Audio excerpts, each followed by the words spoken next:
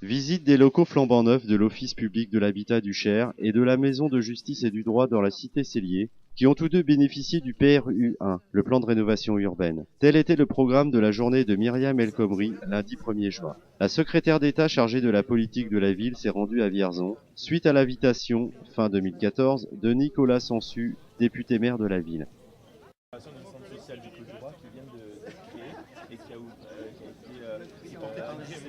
Siège qui est un peu plus haut. Et là, on peut voir le quartier pour avoir La pharmacie aussi, ça va bien. Nicolas Sansu l'avait sollicité dès sa prise de fonction pour que des quartiers puissent à nouveau bénéficier du programme de renouvellement urbain. Selon leurs critères de pauvreté, le Clos du Roi au nord et le centre-ville font désormais partie des sites classés d'intérêt régional pour le PRU2 qui sera lancé par l'ANRU, l'Agence nationale de rénovation urbaine. La secrétaire d'État, qui n'était pas encore venue dans la région depuis sa prise de fonction, est venue signer le protocole de préfiguration de l'ANRU au sein du contrat de ville qui englobe encore bien d'autres objectifs. Cohésion sociale, développement économique et emploi, mais aussi cadre de vie. Elle en a profité pour rencontrer des membres d'associations signataires, comme le centre social de la JCV ou encore la régie de quartier C2S Service. Elle s'est aussi rendue sur le chantier de construction du bowling au sein de la friche industrielle de la société française.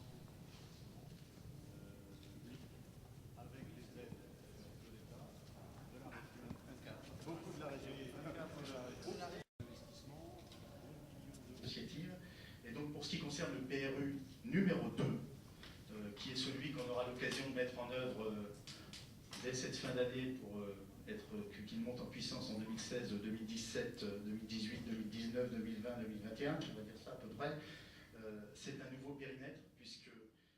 Je crois qu'à travers d'autres villes, je pense notamment à Joigny, Thiers, Vierzon, nous sommes sur des visages de la politique de la ville qui me semble important de maintenir une solidarité forte de l'État sur ces territoires, parce que tu l'as dit, cher Nicolas, 4000 habitants qui sont sous le seuil de revenus annuels de 8500 €. Donc il y a une forte paupérisation, et elle est importante ici aussi dans le centre-ville. Et donc nous voyons bien qu'il faut que nous ayons d'autres méthodes d'intervention sur ces territoires. La question du développement économique de ces territoires et de l'emploi est un des piliers majeurs de l'intervention de la politique de la ville, à côté du cadre de vie, de la rénovation urbaine et à côté de la cohésion sociale. Et donc ça ne fonctionnera, on parle souvent du droit commun, ça fait 30 ans qu'on en parle, 30 ans aussi on peut dire où il y a un véritable échec, et donc le symbole que vous formez tous là autour de la table, le travail qui a été fait dans le contrat de ville, le travail en commun, pour moi tout ce travail est utile, est important, et je tenais d'abord à remercier l'ensemble des personnes, qu'elles soient des collectivités ou des services publics ou de l'État, de cette participation. Mais nous savons bien que l'enjeu, ce n'est pas la signature du contrat de ville, l'enjeu c'est véritablement sa mise en œuvre. Et donc ce témoignage de la mobilisation des services publics, elle est importante. Elle est importante pourquoi? Parce que le service public est aussi le patrimoine de ceux qui n'en ont pas. Elle est importante parce que nous savons bien qu'il y a un enjeu d'éducation dans ces quartiers, et notamment de mobilisation de plus de moyens de l'éducation nationale, d'un soutien particulier parce qu'il y a plus de difficultés sociales et qu'il y a des inégalités en matière d'éducation à résorber.